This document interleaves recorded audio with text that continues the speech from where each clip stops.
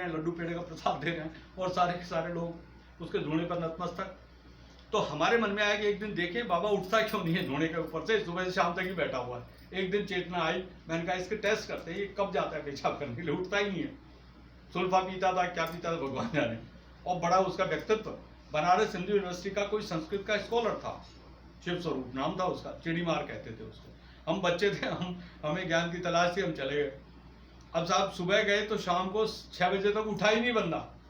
तो बोला चला आज जल्दी कैसे आ गए। मैंने कहा बस बाबा जी ऐसे मन में आया, मैंने कहा चलो ठंडा मौसम है, मैंने कहा आपकी गुफा में आ जाते हैं। हम गए गुफा में, तो वो मोबे की चाय पिलाता था। हमें पता नहीं था मोबे की चाय क्या होती है, मिठाई मिठाई आ रही है खिला रहे, बहुत लोग आते थे, हम भी चले गए।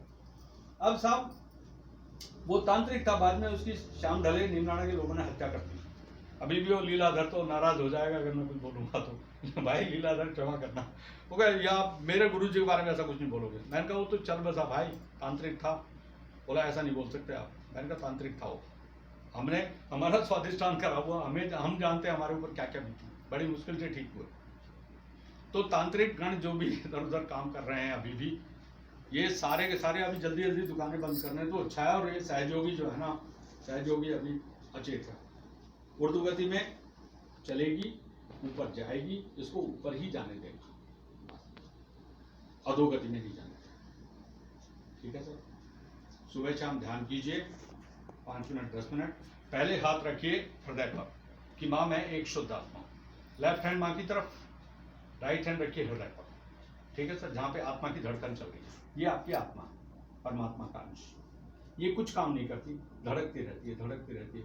काम सारा शिव की बजाय शक्ति का। शक्ति आपके जो 7 संस्थान हैं, उत्सर्जन तंत्र, जनन तंत्र, पाचन तंत्र, श्वसन तंत्र, वाक तंत्र, दृष्टि तंत्र और मध्य नाड़ी स्वचालित नाड़ी तंत्र, मध्य तंत्र। तो मस्तिष्क का जो सेंट्रल बिंदु है, वहां से सारे संस्थानों का संचालन होता है। लेकिन सिस्टम जो है, शक्ति की डोर यहां बैठी हुई है, ये है आपकी कुंडली गौरी माता, और नीचे बैठे हैं मूलाधार चक्र पर गणपति। तो गणपति जब तक राजी नहीं होंगे, गौरी माता इस त्रिकोणाकार अस्थि से ऊपर नहीं आएंगे। तो सबसे पहले गणपति को याद करें, माँ मैं मेरे अंदर श्री गणेश जी को जागृत करूं। ठीक है सर, गणपति जब राजी होंगे, उनका स्मरण किए बिना गौरी माता ऊपर नहीं उठेंगी। ये फिर गौरी माता जागेंगी, गणपति का नाम लेते ही गौरी माता अपने आप। ठीक है सर, फिर उसके बाद गणेश जी का नाम लिया, फिर उसके बाद राइट हैंड को आप हृदय पर रखें और यहां कहेंगे हमें कि माँ मैं एक शुद्ध आत्मा हूं, मेरे हृदय में किसी के प्रति कोई नफरत नहीं। आप रखिए, राइट हैंड को हृदय पर रखिए, लेफ्ट हैंड श्री माता की तरफ कीजिए। माँ मैं एक शुद्ध आत्मा हूं और मेरे हृदय में किसी के प्रति कोई नफरत नहीं। हृदय पर रखिए ना हाथ, हृदय की तरफ, इस तरफ, इस तरफ, हृदय हृदय पर रखिए। मुझे नहीं पता, हाँ इधर है, इधर इधर हृदय पर लेफ्ट, हृदय यहाँ है, इधर आपका इधर ना। हाँ तो राइट हैंड को यहाँ, हाँ ये जो सज्जा हाथ है ये राइट हैंड है, इसको यहाँ रखो। वही मैं देख रहा था, उन्होंने उस दिशा में रखा हूँ। हृदय पे हाथ रख के बोलेंगे माँ मैं एक शुद्ध आत्मा हूँ और मेरे हृदय में किसी के प्रति कोई नफरत नहीं। और अगर मेरे हृदय में कोई दूसरी आत्मा बैठी हुई है तो आप कृपया उसे मेरे हृदय से बाहर निकाल दीजिए, मेरी आत्मा के ऊपर से उसे बाहर निकाल दीजिए। अगर मैंने गलती से किसी आत्मा का अंदर बसेरा कर रखा है, कई बार क्या होता है, हमने वो गुरु जी ले लिए, ये ले लिया, किसी को आराध्य मान लिया जो कि आराध्य होने लायक नहीं है। आराध्य है आपके शिव पार्वती, यहाँ पे स्थान है शिव पार्वती का। शिव जी आत्मा है और पार्वती उनकी शक्ति है। तो शिव और पार्वती का हमारे लेफ्ट हार्ट में स्थान है। तो बस आप यहाँ पे शिव पार्वती का स्मरण करें कि माँ मैं शुद्ध आत्मा हूँ, और उनका मंत्र है ओम नमः शिवाय या शिवोहम। 12 दफा केवल शिवोहम शिवोहम बोल दीजिए, तो आपके अंदर आत्मा जाग गई और शिव जी जाग गए। और यहाँ पे अगर कोई दूसरी आत्मा बिठा रखी है तो वो अपने आप स्थान छोड़ देंगे, क्योंकि आपने शिव जी को जागृत कर लिया। 12 दफा शिवोहम बोले या ओम नमः शिवाय बोले, एक ही बात है। ठीक है सर, जो मंत्र आपको समझ में आया, शिवोहम शिवोहम, आसान पढ़ेगा, शिवोहम शिवोहम शिवोहम। 12 दफा शिवोहम बोला, माँ मैं एक शुद्ध आत्मा हूँ और मेरे हृदय में किसी के लिए कोई नफरत। अब इसके बाद एक ग्लानि का भाव हो रहा है, यहाँ पर भी हाथ रखते हैं, बट जरूरत नहीं है उसकी इतनी।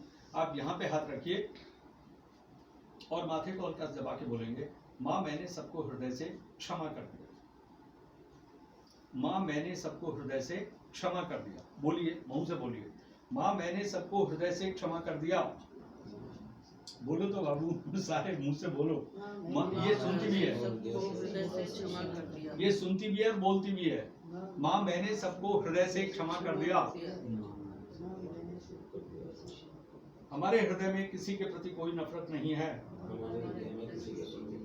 जिसने भी हमें दुख दिए हैं या सताया है, उसे ईश्वर स्वयं देखेगा, वही उसका न्याय करेगा।